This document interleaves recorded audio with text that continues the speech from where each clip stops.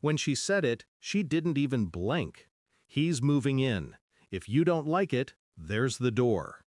The words slid across the kitchen table like broken glass, clean, cold, final. The secretary stood behind her, silent, his suitcase resting against my wall like a declaration of war. I looked at her, at the woman I'd spent 12 years protecting from the world. She met my eyes with a calm I'd never seen before, almost relief. I didn't argue, didn't plead. I just nodded once, as if signing off on my own disappearance. Then I packed my bags. When the door closed behind me, it wasn't anger that filled me, it was silence. The kind that hums under the skin, the kind that doesn't fade when you drive away.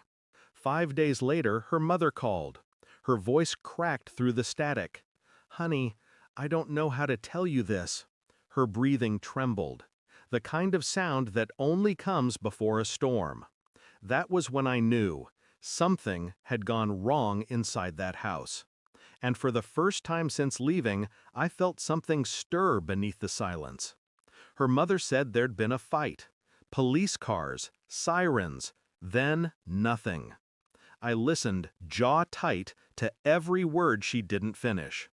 By the time I reached the driveway, yellow tape flapped against the evening wind. The house, my house, looked smaller, hollowed out. A neighbor told me they'd been arguing all week, said the secretary had been staying up late, working in her room. I didn't ask questions. I already knew the answers. Inside, everything was untouched. My coffee mug still sat in the sink. My jacket still hung on the chair. But something in the air had changed, the kind of change that smells like fear and regret. They said she was in the hospital. "Overdose," the officer muttered, like it was a word he'd said too many times before. The secretary was missing. His car found 2 states away, empty. I didn't go to see her. Not yet. Instead, I sat in my truck across from the hospital parking lot, watching the windows glow one by one. Part of me wanted to believe she'd been manipulated, used, lied to. But deep down I knew she had chosen him. And choices come with consequences. Over the next few days, I pieced it together quietly. Her phone records, financial transfers, hotel bookings. She hadn't fallen in love. She'd fallen into something darker, a setup. Her secretary was running a blackmail ring. Women in corporate positions, affairs recorded, money extorted. She wasn't his first. She just thought she was special.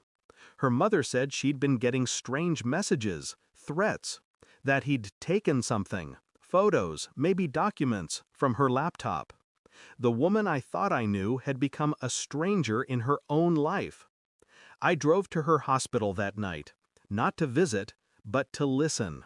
I waited in the hallway outside her room. The doctors spoke in hushed tones. She was stable, but broken in places no scan could show. As I watched her through the glass, pale and still, I didn't feel pity. I felt precision, like my mind was rearranging the pieces of a puzzle I'd ignored too long. I started digging deeper. Police reports, past aliases. The man she'd let into our home had a record that spanned 3 states. Fraud, assault, disappearances, and now he'd vanished again. But this time, I wasn't going to chase him. When she woke, she asked for me. The nurse said she cried when I didn't come. So I went. One visit, one truth. She looked smaller, her voice barely a whisper. "He said he loved me," she murmured. I handed her a file. Police reports, photos, bank transfers, his real name, his fiancée. Her eyes widened, then dulled. "He used me," she said. "No," I replied quietly. "You let him." Tears welled up, but I didn't move closer.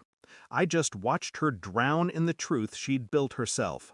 That silence between us, colder than any goodbye. I didn't tell her I'd already spoken to the detectives. didn't mention that her own confession to her mother had been recorded, that the house cameras I'd installed before leaving had caught everything, the arguments, the deals, the moment she let him in. I turned all of it in. Anonymous submission, no name attached. When they came for her a week later, I watched from the street. She looked straight ahead as they let her out, cuffs glinting under the porch light. No words, no tears, just the sound of doors closing behind her. I sold the house the next month, bought a small cabin 2 towns over. Sometimes I sit on the porch at night, listening to the quiet hum of nothing. People think revenge is loud, violent, but the real kind, the kind that lasts, is silent. It's the moment you stop wanting them to suffer and start realizing they already do. She built her cage one lie at a time. All I did was lock the door and walk away. Thanks for watching. Don't forget to like, share, and comment. Subscribe now to Cheating Stories Insight World for more amazing stories.